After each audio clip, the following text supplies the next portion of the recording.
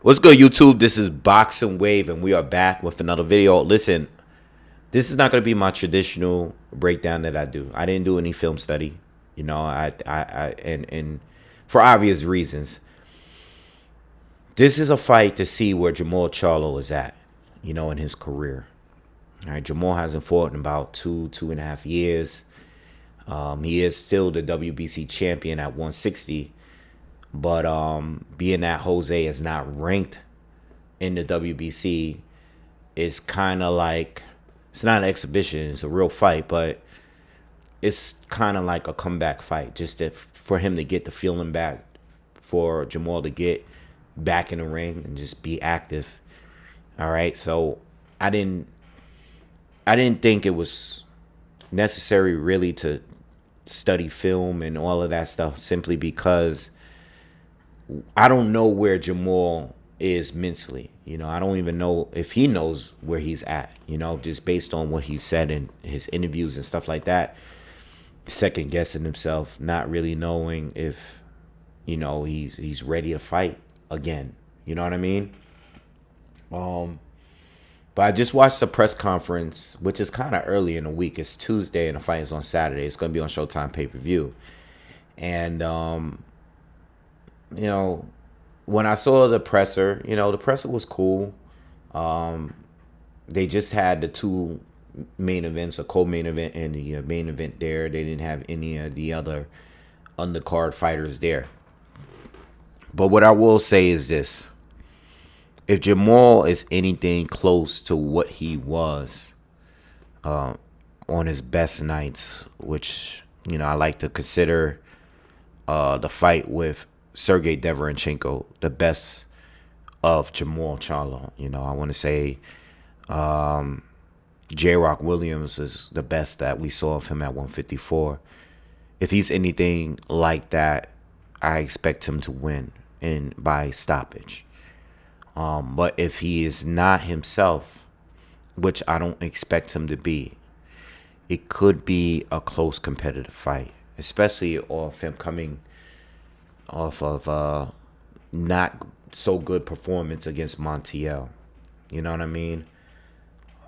What I will say is that if Jose is at his best, and if he had to just pick Jermall and fight Jermall on the right night, he could win. If Jermall is really, really off, Jermall can lose this fight. And I know he's a bigger fighter. I know he is he could easily fight at 168. And I know Benavidez is a smaller guy. What I will say about Jose is that he was a phenomenal amateur. As a pros, he really didn't shine like that. He had a leg injury and everything. Fought Terrence Crawford. Got stopped in the last round. Fought Danny Garcia not too long ago. In that fight, it's like, I think Jose is a really good counterpuncher, but he's not great at initiating and really working, making guys pay for the mistakes. You know what I mean? He's kind of a guy that likes to taunt a lot. He likes to show and prove that he belongs, and not so much trying to win the fights. Jose like to come off like he's some street dude, some tough guy and all of that stuff. At the end of the day, I haven't seen Jose fight at the elite level yet where he tried to win the fight. It was more like just showing and proving that he belongs amongst the top guys like a Danny or like a Terrence Crawford. I haven't seen him fight at an elite level against any guy he's fought outside of those guys. It's just been okay. And those are the only two really good fighters he's fought. And Jermall should win. But if Jermall is not right, he's not going to win the fight. And if Jermall is not aggressive, he's not going to win the fight. Jermall needs to be aggressive. I think some of the key things that I know about Jermall: phenomenal jab, Strength, durability, good counterpuncher as well. When he's on his A game, he's really good. For a long period of time, I thought he was the better Charlo, especially at 154. But it seems like Jermall, once he discovered his power, he became the better Charlo to me. You know what I mean? And it really depends on what Jermall is bringing on the fight. That's all I really got to say. If Jermall brings that intensity, and maybe after a couple, 2-3 rounds, maybe if he brings that intensity that we used to see back in the day, he will win without too much of a struggle. I don't know if he's going to knock out Jose. I know Crawford did, but it really took the very end to the fight for Crawford to do it. Crawford did struggle a little bit because, like I said before, Jose is a very good counterpuncher. He is. But when he's not working off the counter, he's kind of waiting around for the counter, and he's not great at initiating the action. He's not great at pushing the pace. He's not much of a ring general, in my opinion, and if we're judging a fight based on the criteria of boxing, effective aggression and defense and I forgot what the other two are. Effective aggression, defense, clean punching, and I forgot what the fourth is. But if we're basing a fight, or ring generalship, if we're basing a fight off that, I really don't think he competes with Jermall. I think it's more about Jermall. Where's Jermall at? If Jermall is really down bad, even after the training and preparation for this fight, if he's still down bad, then he's going to lose this fight. That's my pick on that. Simply because he's not as active as Danny was or how Crawford was, But Jermall, I'm hoping he's back. I'm hoping that he can get it together. I don't know who he's going to fight next year, but I'm just hoping at this point that he can get it together. You know what I mean?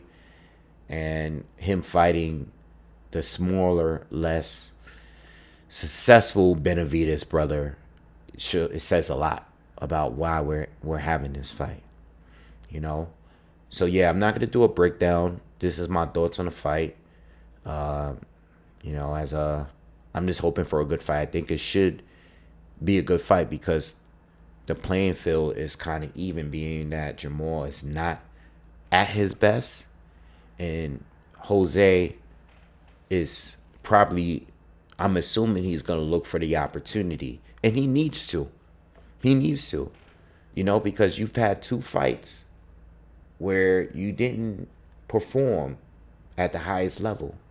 And now you're fighting again at the highest level, and you're fighting a guy that is a champion that is not at his best. So you need to jump on the opportunity, and this will be a final opportunity, in my opinion, to get, a notable win. You know what I mean? And you can't go and have that same approach like you did against Bud and Danny, especially in the Danny Garcia fight. It's more like you made him miss, you made him look clumsy at times, but you didn't do enough to win. I just said this about Edward De Los Santos, especially now because it's getting more confirmed daily that Shakur really was injured and his left hand was injured. If that's the case, you need to jump on the opportunity, and you need to be the aggressor. And if he's not the aggressor, if he's just working behind the counter, it might not be enough. So the press conference was okay. I think Jermall tried to get it going by talking a little bit, and Jose got up a couple of times, looking like he was ready to fight then. We know Jose had a lot of energy when he fought Bud Crawford in their press conference, which led to Crawford swinging at him at the presser. All right, missed him, but still. Yeah, man, I think that Jermall should win.